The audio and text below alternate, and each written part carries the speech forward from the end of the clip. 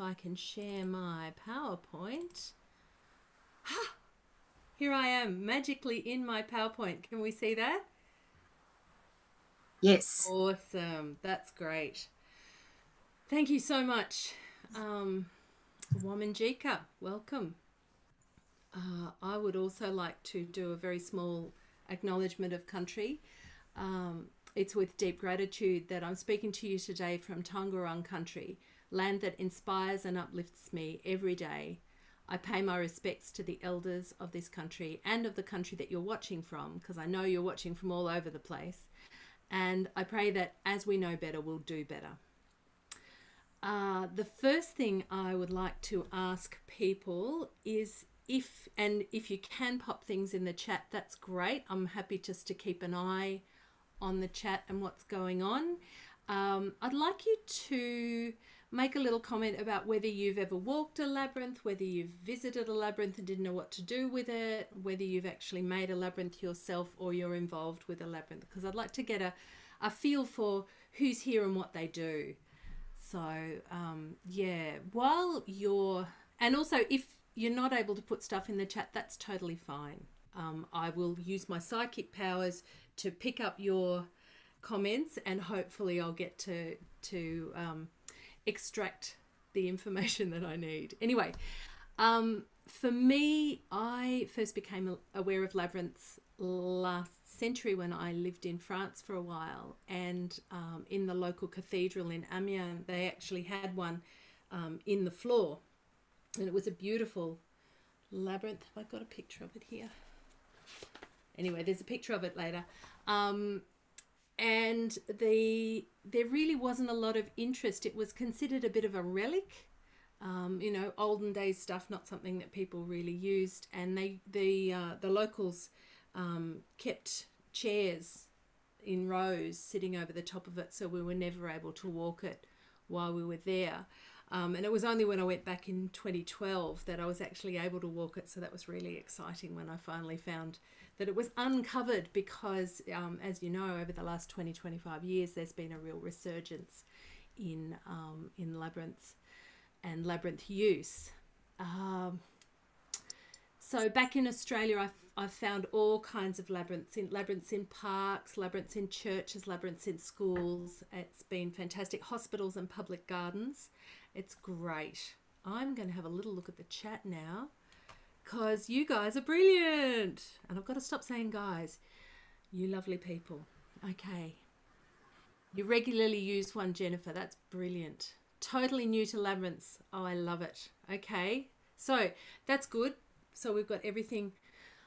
You wonder if the memorial at Port Arthur includes a labyrinth. Lots of memorials tend to. I don't know whether Port Arthur does, but Tammy, I know that one of the proposals for the 9/11 memorial in New York actually involved a processional labyrinth.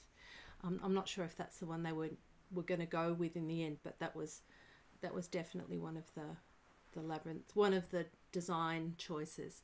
No, there's another newie, a labyrinth newie. Okay, brilliant. I walked one many years ago, didn't know what it was about. Yep. Deborah has been lucky enough to walk my labyrinth, which was fun. Hi, Deborah. It's nice to have you here. And, oh, yes, when you, it's really interesting that pastoral education and chaplaincy and all of these things now often include labyrinth use as part of the curriculum, part of the learnings, and part of your toolkit, I guess. Oh, Mark, Mark knows Lauren Artras. Can I just say, this is Lauren's old book. Okay, Lauren has an old book and she has a new book that's just come out, and I'm waiting for her new book to arrive in my letterbox. So Lauren Artras has been in Australia for a conference in 1996, which was before I really knew about labyrinths. So we've got everything from people who walk labyrinths a lot to people who really don't know very much about it. So what I'll try and do is aim towards the people who don't know very much about it, and Mark and Jennifer, if you could possibly add anything, or if things occur to you, pop them in the chat. And if you're keen, I might actually get you to have a chat on screen later on too. That would be really nice. Okay, so now we know we've got the big spectrum, everything from don't really know much about labyrinths to know a lot. Okay, for me, walking a labyrinth is a form of meditation. It's a form of moving meditation, and everybody knows that meditation is brilliant. It changes how your brain works. It improves how your brain works. So it reduces stress. It improves conditions that are made worse by stress. So that things like IBS and PTSD, they've done research and they found that these conditions improve if you walk a labyrinth or if you meditate regularly. It improves meditation improves concentration, it improves your memory, it improves your sleep, it improves how much you're affected by pain. All of this stuff is measured, and yet I'm a rotten meditator. I'm a failure at meditating, and I know that this is a whole other discussion, but I'm not really very good at, look, at 52 you'd think I'd be good at sitting quietly, but I'm not. I'm rubbish at it. And you know, I'll go, okay, I'm going to meditate. I start fidgeting. I wonder, are we there yet? I bargain with myself. I think about things I'm not supposed to be thinking about. I'm not very serene. And sitting quietly is just not my thing. But I can walk a labyrinth. And what a labyrinth does is it disengages my intellect, and it wakes up my creativity, and it wakes up my concentration, and it reminds me that I have a body. So about 6 weeks ago, I had a really intense online course, and I don't know how much attention, you know, you find you've got for the screen, because after about 40 minutes, I'm pretty much had it.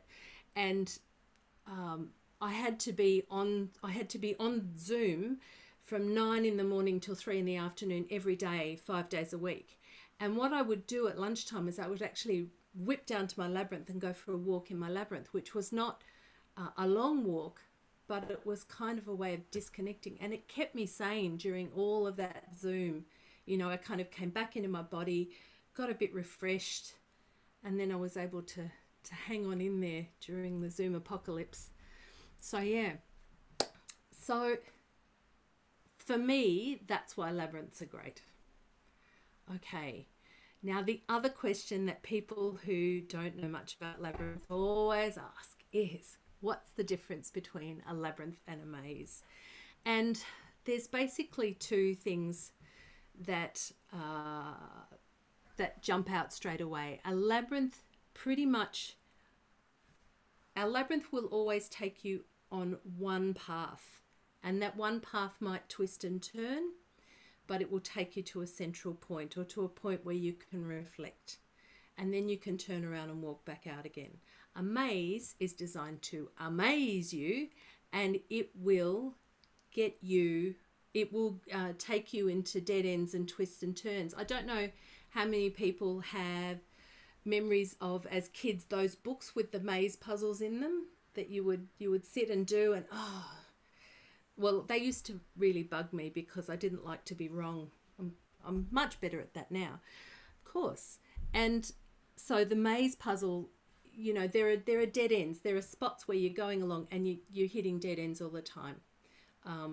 But with a labyrinth, you've got one path and it will take you in. You'll get to the center, you'll have time to reflect, and then you can take yourself out again. And even though your brain might be thinking, wait, your intellect will be saying, oh wait, I'm going the wrong way, or I'm not sure that I'm still on the right path. All you have to do is put one foot in front of the other to get yourself to that to the center, or back out to the outside. I found this just as I was sitting waiting. This is from Cassandra Eason's book, Complete Guide to Labyrinths. The key to experiencing a labyrinth is to keep walking, even if it seems like you are being led astray or moving in the wrong direction at times. If you put one foot in front of the other, then suddenly, inexplicably, just as you are losing faith, you will step into the center. It's actually one of the things that I really love about walking a labyrinth. Okay, so that's mazes and labyrinths. Any questions? Not at the moment. That's okay. That's all right. I'm going to have a look at this. Okay, so the labyrinth that's just above my head here is the Chartres Labyrinth, and it is about 800 years old, and it's in France. And lots of labyrinths that you see in public spaces are based on the Chartres Labyrinth. And there's one here that I've got here that's a very similar design. It's really beautiful. And it is one that people actually go on pilgrimages to visit, to walk on. So there's a couple of different shapes that are really common. One is geometrical. So the Chartres Labyrinth has lots of rules about how it's laid out and how it's set out. And there are lots and lots of books on the topic. So I could wave some at you, but honestly, go and do your own research and find the books that speak to you, I think. And if you are wanting to make a geometrical labyrinth, I would suggest that either if you're really good with that kind of stuff, then you'll be fine. But if you need some support, then people like Dr. Lisa Shortridge, who's in Shepparton. She's had quite a lot of experience laying out geometric labyrinths. And Lauren Artras has got information in her books, and there's a guy called Lars Howlett too, who's does really interesting things with labyrinths. One of the things about these really old labyrinths that are in churches, and you've got this one here, which is Chartres, and then over, I can't point the right way, that way, that's Amiens, and it's a kind of much more angular, but still designed to be very symbolic. And so the churches, when they laid them out, they included a lot of symbolism in what they, the number of turns that they used and the number of paths that they used and things like that. So if you're going to copy something like Chartres, make sure that you're making the choices for the right reasons. If you're wanting something that's geometrical and heavily symbolic with the geometry, make sure that you're getting it right, I think is probably a good guide. The one that's right next to me here, the green one, that's an organic shape, and the original one was the Labyrinth of Crete. And so often it's called the Cretan Labyrinth. You've got to make sure you pronounce that one right. And lots of labyrinths that you see in gardens and things like that are based on the Labyrinth of Crete. And there's a lovely little pattern. I was going to try and teach you how to draw it, but actually it's fairly complicated to teach. So I won't teach, I'll just tell. But anyway, there's a pattern that you can look on YouTube. There are YouTube videos, and I might even do a YouTube video where you can see how to draw it. But you with an organic shape, you have a lot more flexibility. And the number of paths that you're going to choose is going to depend on how much space you've got, how much room you've got to lay it out. I was talking to Jennifer before about, just before we started, about creating a labyrinth that would be very inclusive and would have room for wheelchair access and things like that. So with a labyrinth where you're laying something out like that out, you're going to need much wider paths than what labyrinths often have. So that's something to consider. Okay, a processional labyrinth is a labyrinth where, I haven't got a picture of one there, but it's a labyrinth where you go in along one path, and then you have a space in the center where it's a space for contemplation, and then you come out a different way. So you go a different way from the way you came in. And for big memorial gardens or places where people are expecting large numbers of people, a processional labyrinth is a really useful design to keep the people flowing, to keep the people moving. I've spent I spent a New Year's Eve a couple of years ago doing soundscapes for the Labyrinth at Northcote Uniting Church, and people came in off the street. They heard the sounds and came in off the street and walked the labyrinth, which was really beautiful and a lovely thing to do, sort of at the end of one year and the start of coming into the start of the next year. And we found that because it was quite a small seven circuit Crete labyrinth, it actually got quite full of people, and that can be quite can get a bit cloggy and a bit congested. Yeah, cloggy is not the technical term, but maybe congested is. All right. Yeah. Oh, there you are. Jennifer uses a processional labyrinth. Where are you, Jennifer? Let me find you. That's okay. Did you want to say anything about it? Hang on a second. Yeah, my chaplaincy leader supervisor took us to one day. Um, we were having a day of spiritual disciplines, Mm-hmm. and I had been to one, but she took me to one that's like 5 kilometers from my house, and I'm like, I didn't know this was here. This is amazing. Gave us a brief overview and let us go. And the church where it is has this amazing cross that's made out of branches, so it's got a whole look around it. But for us, it was about walking in and letting things go and then coming out and being refreshed. And I found that really useful. And so I've gone back time and time again. I deal with a lot of death, um, a lot of bad behaviors, a lot of all of that. And then this gives me opportunity to just unwind and position. Yeah, it comes with the chaplaincy territory, doesn't it? A bit the needing to have somewhere to let stuff go, and for some people that's walking on the beach and walking in the bush or whatever. But walking a labyrinth is a really useful thing. Yeah, and being so close that it's Yeah, closer than the beach, it's closer than any of those, so it's doable in the everyday. for sure.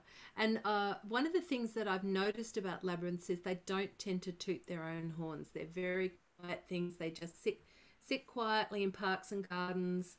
Um, and there's a few places online. There's a couple of different labyrinth finding websites that you can go to. But unless somebody's actually gone to the effort of loading the information up, and you don't even know whether it's current, it can be really hard to find the a labyrinth. So yeah, we came across the Merry Creek Labyrinth down in Melbourne just by accident when I was out, on a wander with my girls one day. So yeah, it's they can sneak up on you. Okay, all right, let's continue on. Okay, where can you make a labyrinth? I love this picture. You can make a labyrinth almost anywhere, and you really got a choice between something that is temporary or something that is permanent. So, you can that one's made with a rake on the beach. And in fact, the making of the labyrinth is just as meditative. Once you've learned how to make the shape, um, it's just as meditative to actually make a labyrinth as it is to walk it. It's really quite a satisfying thing. And then to see other people walking, it's just a delight. I'm sure Mark would agree. Um, you can make them in your garden. You can mow, thanks, Mark. You can mow a path in your grass. And the great part is, if you don't like the shape, it grows out. You can mow a different path. You can paint on concrete. You can get really fancy and use tiles, use two different colored tiles, or paving mosaics, and you can put different colors for different paths. You can rake autumn leaves into lines. And I'm sure by the time we get to autumn, nobody will remember that you can rake autumn leaves into a labyrinth shape, but you can rake autumn leaves.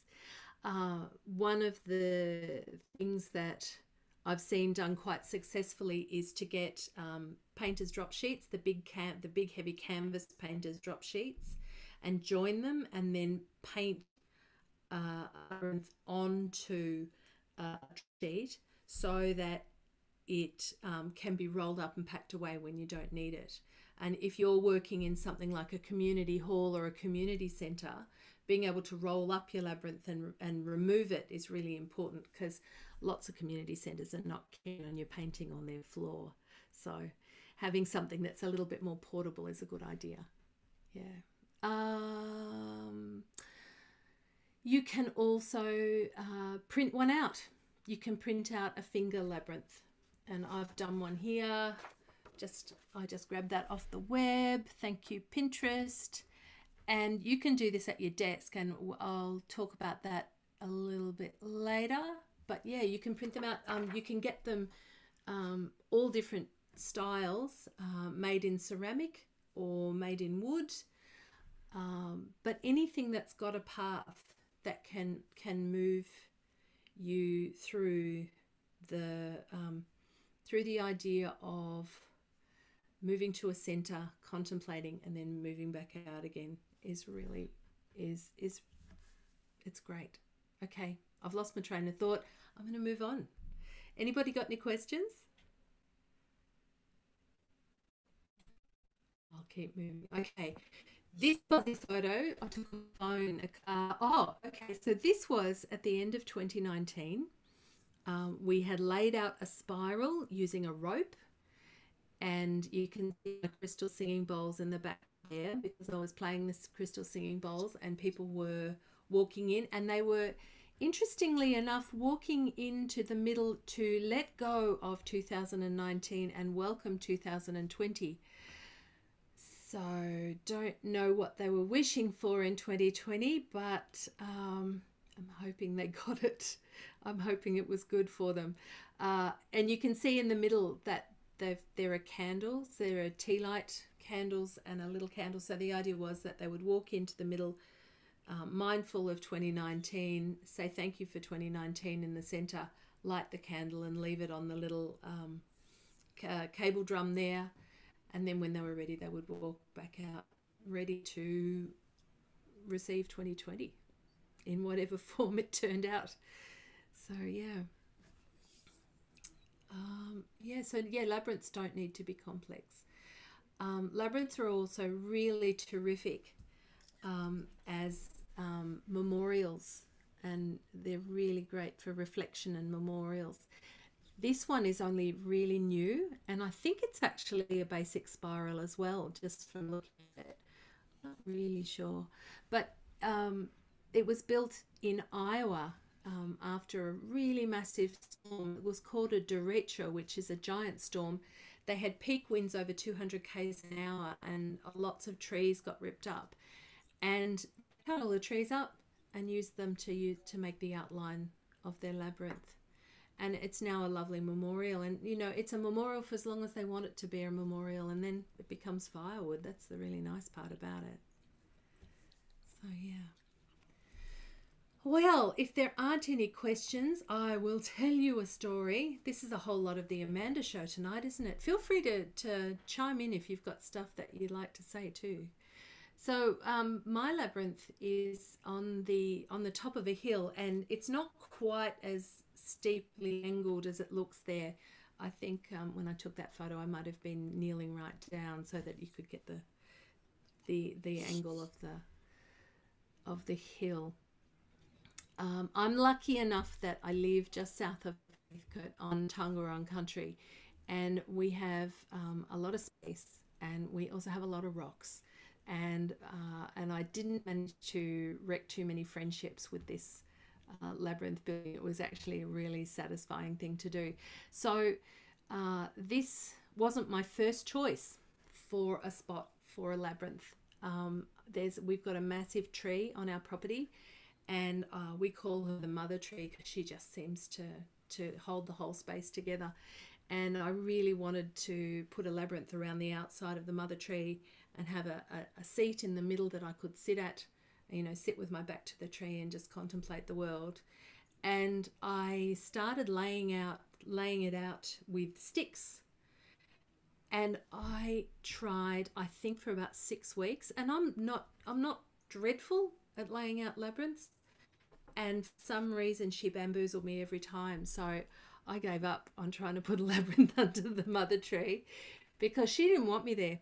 So now we walk past the mother tree and say, hi, thank you, mother tree, as we walk down to the labyrinth. And one of the reasons why I didn't want to put a labyrinth here on this spot here is because there was a fallen down shed on it. And so there was termite infested wood, there was wire, there were nails, there were oyster shells, there were all kinds of weird and wonderful things.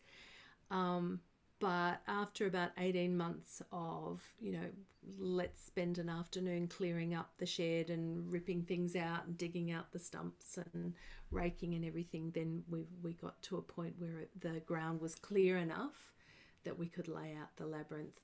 And we did that over 2 days, and we had a series of friends come up, visit, have a cup of tea, get some rocks, cart them down to the labyrinth and lay them out. And we started off with 3 circuits. So we started off with the heart shape in the center, and then we put a circuit around it and another one around it and another one around it. And that was where we finished the first day. And then we came back the next day and went, no, we'll turn it into 7 circuits. So we added two more circuits around the outside. And then we were lucky because it was September, so we were able to light a fire in the centre and walk it, play some singing bowls, and just have a bit of a dedication ceremony for it. So yeah, what we didn't do with this one is lay any kind of weed mat or sand or anything. I know there's some beautiful labyrinths up towards Shepparton up at Merrigum at Farm 3618 that have weed mat underneath them, and they're much more high traffic than my labyrinth, which is really just me and a few of my friends from time to time. And I find occasionally I get some nettles, but pulling the nettles out just becomes part of my meditation walk, so it's good for me to do that. So yeah. So I guess the thing is, if you were looking at working in a garden situation, you'd need to either make the gardening part of the process or make sure that you can prevent it somehow. Do we have any questions at this point? All right, this has been a lot of talking. It's time for you guys to do something. Okay. Before there were labyrinths, there were spirals. Way back. Before there were labyrinths, there were spirals. And what I would like you to do is the tiniest little meditation process. So you're going to take your dominant hand, and that is your spiral. You can't see it. You've got an invisible spiral on your hand. And what you're going to do with your non-dominant hand is you're going to walk. I'm going to play the singing bowl for you. You're going to walk your finger in from your thumb. That's the entrance. Walk your finger in and around and gradually bring it in a little closer to the center, and then rest in the center. And a couple of big breaths, and then you're going to walk your way back out again. And while you're doing that, I'll just play some singing bowls so that it all sounds really lovely. Okay. And I don't think I inhaled or exhaled for that entire process. So please, can you guys do some breathing for me while you do that? Okay. All right. Okay. So starting at the thumb with a big breath in and a gentle release.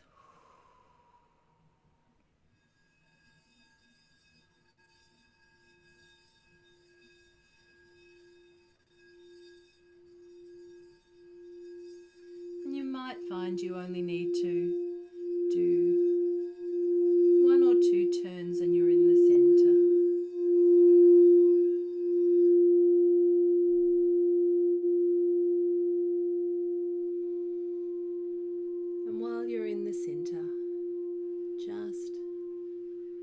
Gentle breaths.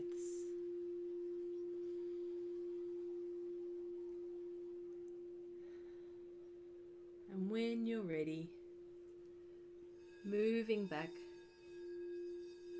along the same path if you can, but don't worry if you can't.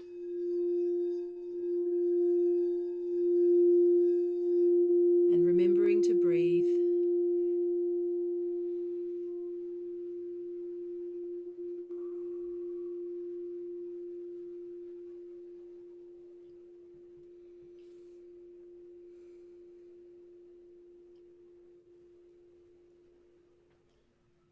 And what you've done is the absolute simplest version of a finger labyrinth. And the really nice part about that one is, apart from the singing bowl, you've got all the tools there. You don't even need a singing bowl. You can actually just hum for yourself, and silence is also really good. So just remember that you've got those things, you've got those tools there at your disposal. Okay, where are we up to?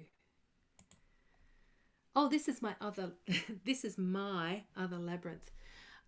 So this is at the Northcote Uniting Church, and it's a 7-circuit Cretan labyrinth, and they host, before COVID, and I'm sure they'll be doing it again soon, they host a labyrinth walk once a month, and they have lots of different musicians that come and play meditative music that enhances the process. So you get the lovely moment of the walking and the personal, but you also get music that takes it out. It turns your intellect off a little bit and lets you just to your body and do the walking. Oh, Lulu. I know. That's, yeah, how can you be 63 and never did that before with your own hands? Isn't it interesting? And it's really simple, you know, and you've got the tools there with you. So how do you walk a labyrinth? I learned a lot by playing the singing bowls at Chalice, and I know that the original walkers of the labyrinth were the pilgrims that came to Chartres and to Amiens.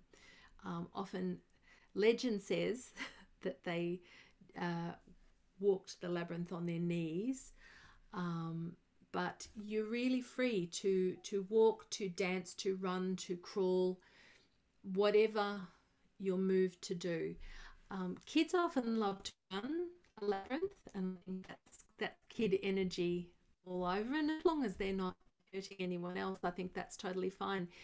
I think when you're at an organized labyrinth walk, children need to learn that, need to understand that, you know, they're walking it with other people, and they need to be mindful of other people, and they need to make space for other people, just like everybody does.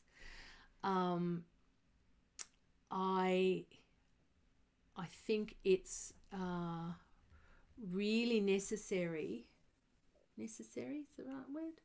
It's important to remember that walking a labyrinth is just like living your life. There will be other people who will get in the way, and sometimes they will have a lot of effect on you, and sometimes they won't have any effect on you at all.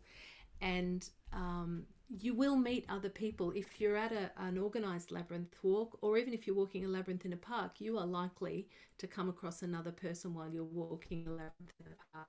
And that used to freak me out when I first started walking labyrinths. I used to think, oh no, I'm walking too slowly for the person behind me. I better walk faster because I've got to be, you know, it's got to be all about them. But actually, labyrinth etiquette says that you make space for other people, and they make space for you. Everyone's mindful of everyone else.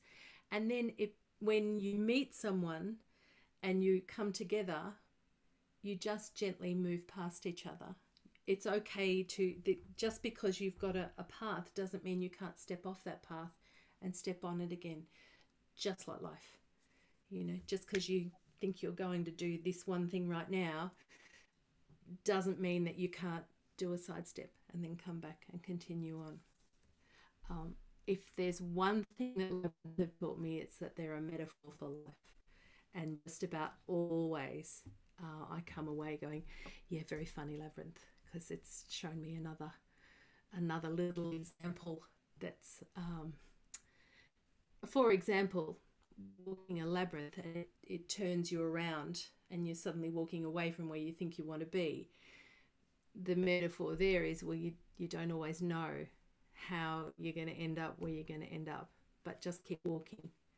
Take steps and you'll get in the right direction. You'll go the right direction, even if you don't know you're going the right direction. Okay, so there's lots of different ways to walk a labyrinth, and Lauren Artras writes about them in her book. Just about any of those labyrinth books, there's all the different ways that you can use a labyrinth. So you can use it, like Jennifer was saying before, to take all the things that are burdening you down and leave them, and then walk out lighter. You can take a question to the labyrinth and walk in with that question in your mind, and then when you get to the center, you can look there and trust it's going to some kind of answer is going to come back to you. Or yeah, there is so many different options. So I would really recommend you borrow some books. I'm sure Castlemaine Library's got heaps of books, hadn't they, Tammy? Anyway, okay, so let's move on to here. Okay, so we've already talked a bit about finger labyrinth and your magic hands. If you haven't found all the nice meditation music on YouTube, I would highly recommend it. And I would also recommend getting hold of a finger labyrinth. It doesn't have to be a fancy ceramic one, but they're beautiful. They're just lovely things. I wish I had one to show you. Some of them even are balls, and you can trace the path on the ball, which is really gorgeous. So what I might do with this is maybe give it to Tammy, and she might be able to put this up as a file, because this is a really simple how to use a finger labyrinth. And it's really, really similar to what you just did with your hand and the spiral. There you go. Heaps and heaps of books, says Tammy. So yes, definitely. There's, oh yeah, lots of great books. Okay, and I realise that I am talking so much. We're going to run out of time for questions. So let me have a look at what next. Where to visit labyrinths in Victoria? This is the McClelland Gallery Sculpture Park Labyrinth. And if you haven't been there, it is so worth going and having a look. It's just gorgeous. I don't think they're open at the moment, but it won't be long and they will be open. There's also, I talked about Farm 3618. They actually have an Airbnb space up there, so you can book the Airbnb for your weekend and spend the weekend walking labyrinths up in Farm. Whereas that, it's if you Google Farm 3618, you'll find it. It's in Merrigum, which is sort of east of Shepparton. I wonder if it might be west of Shepparton. Yes, I was going to say there is an excellent labyrinth in the grounds of Christchurch, isn't it? Christchurch, the corner of Forest and Mostyn Street. That's open to the public, isn't it, Mark?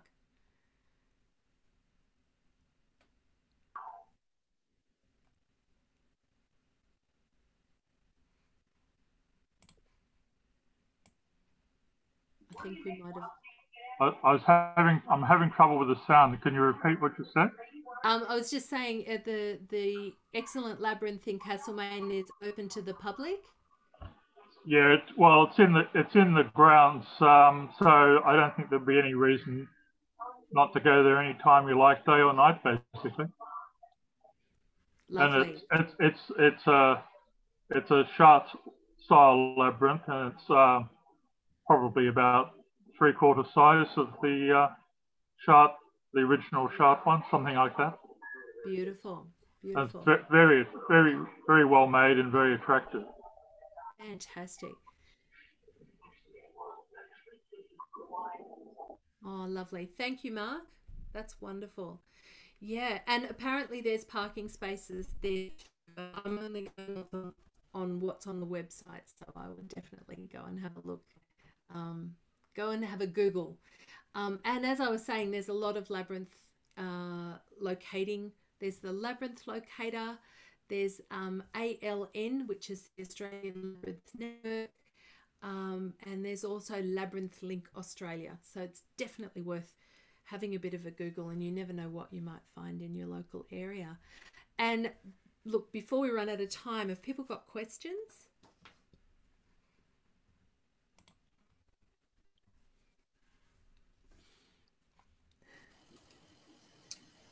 Yes, I've got a quick question, Amanda. So some of the labyrinths you've shown us have very flat markings, and some have sort of upright barriers like walls or tree stumps. I was just wondering for you personally, given that you've obviously been around lots and lots of labyrinths, how you find the extent to which the height or the width or the impassability of the barrier affects your experience of it. That is such a good question. Oh, I think it does make a difference. I found the McClelland Gallery's labyrinth very sort of enclosing. There was something I felt really like I was going into some great building. And I find that labyrinths that don't have anything on the side, I get the wobbles. I in my intellect, up in my monkey brain, that I kind of lose a bit of a sense of what's there, but I don't think it makes it harder to follow, if that makes sense. Yeah. Yeah, I'm trying to think. No, look, I think as long as the path is wide enough, I think if a path is quite narrow, that can actually be comforting. As long as the path is wide enough to walk comfortably, then I don't think it's a real difficulty. My cat does not like that I walk around and walk back and walk around and walk back, because he always walks to the middle and sits there going, well, you're coming here eventually. So Yes. yeah. Cats are practical, aren't they? He's very practical, yeah. And he sits there with sort of one eyebrow raised as if to say, oh, you're doing it again. Yeah, every time. Okay. Every time. Now, Jennifer says, the raised ones direct you on a clear path. Flat ones are challenging but can lead you where you don't expect to go. That is so true. And challenge is very good for spiritual direction. You're spot on, Jennifer. There is something about walking a labyrinth that can, if you're in the mood to be annoyed, it will wind up your annoyance just that little bit more, which is no bad thing, because then you go, oh, okay, maybe I was a bit antsy today, and if I take a couple of breaths, maybe I won't feel so cranky. So yeah, challenge is good as long as it's not too challenging. Yeah. All right, do we have any other questions?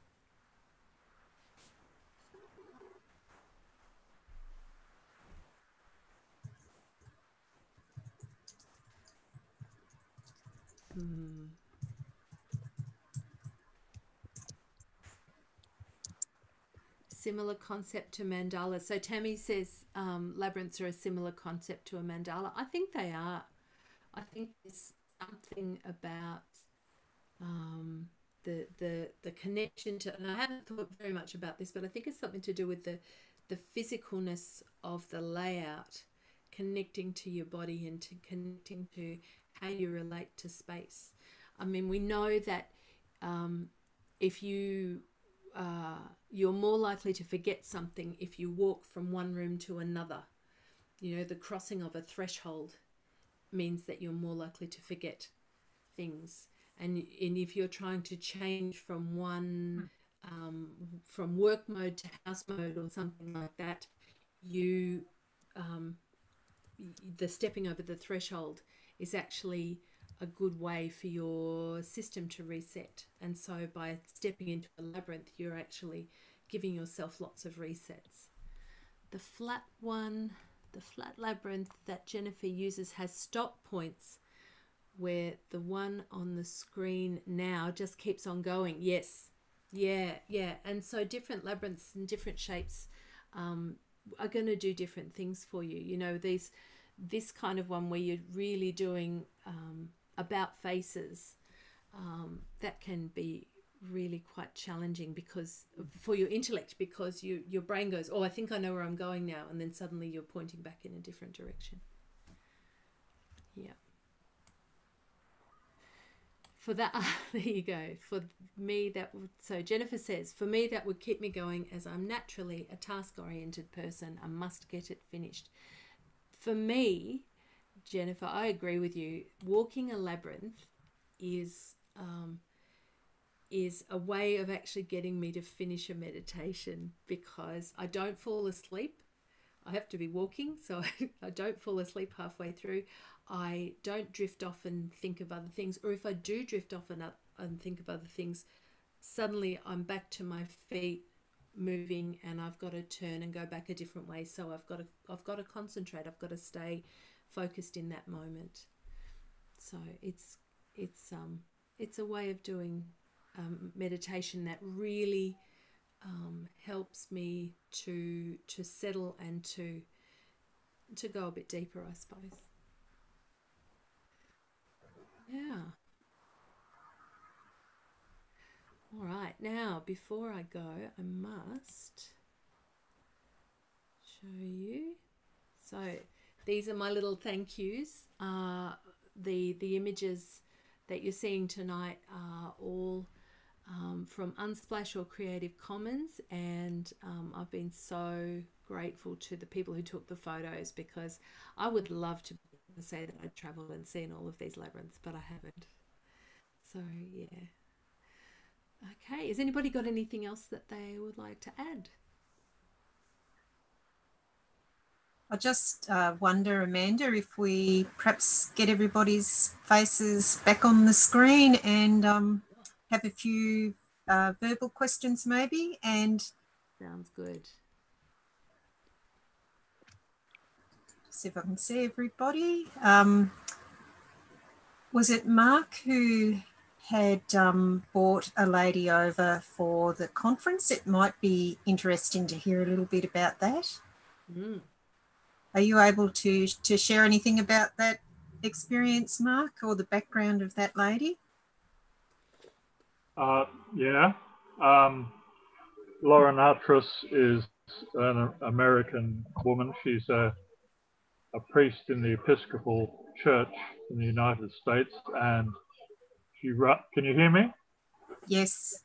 And for some years now, she's been running a labyrinth organization called Viriditas, I think it's pronounced, and she runs training programs in labyrinth facilitation. And I experienced her labyrinth work at a conference in America in the early 90s. And in 1996, I brought her out for a Jungian psychology conference that I organized at La Trobe University in Melbourne. And she brought one of her portable labyrinths, which was rolled out, shall we say, in the conference hall, and she gave a series of lectures on the labyrinth, and people had the opportunity to walk the labyrinth throughout the conference, so it was a rather special occasion. She's been back to Australia since, at least once I know of, but I've lost touch with her in recent years, so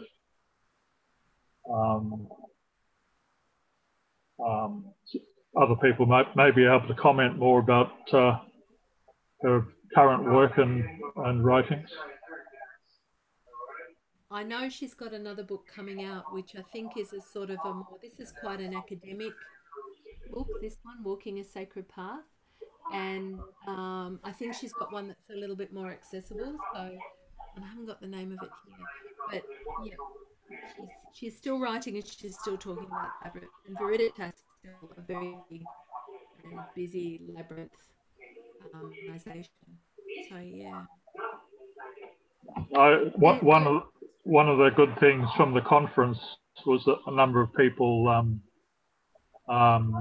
were so inspired by the experience that they went and built a number of labyrinths throughout Australia. In some ways, it was the beginning of the sort of labyrinth movement in Australia, which I'm rather pleased about. Yeah, you did a good thing. You did a really good thing.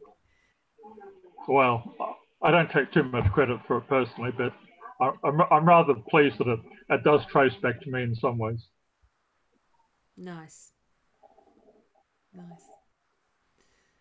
So yes, so out of the people who hadn't walked a labyrinth before, just give us a little wave if you think you might go and walk a labyrinth now. It's lovely.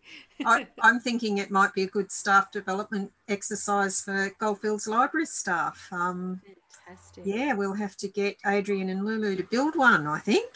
Yeah, yeah. We're agitating at the moment to build one possibly somewhere in Heathcote. So we're still working on where that might be. But yeah, in the library, arrange the book stacks into a big labyrinth. Not a bad idea. I have had some discussions in the past about possibly having one in Rosalind Park. And that would be beautiful. Yeah, so I'm rather keen to revisit that. So if anyone's interested, you can contact me. I'll put up my email address in the chat thing if you like. What happened to the one that was in the Conservatory Gardens? That's only a temporary one that they used to have at Easter. Yeah. Oh, okay. And that was part of the Easter festival. I was involved with that a little bit. And that was the one I walked many, many years ago. Right. Yeah. Yeah. We had to make that. It was done. It was painted on the grass. Yeah. Yeah. Yeah. Really nice part about a temporary labyrinth too is you can have it for a festival or for an event. Mark it out, have it there, and it really is a little bit sort of self-managing, self-regulating. You know, it's not like a ride or something that you bring in that has to be supervised all the time. It really is something that people can just access and get a lot out of, I think. We have used our time, Amanda, but I think we have, yeah. I'm sure I speak on behalf of everyone when I say thank you for such a beautifully well-organised talk. It was fascinating. I had no idea.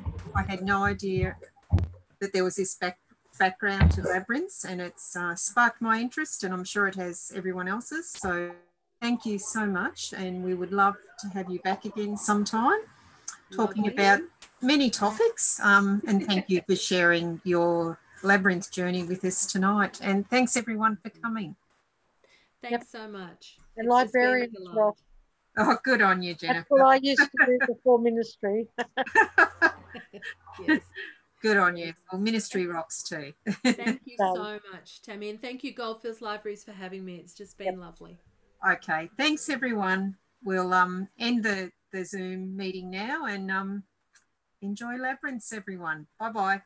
Bye. Thank you.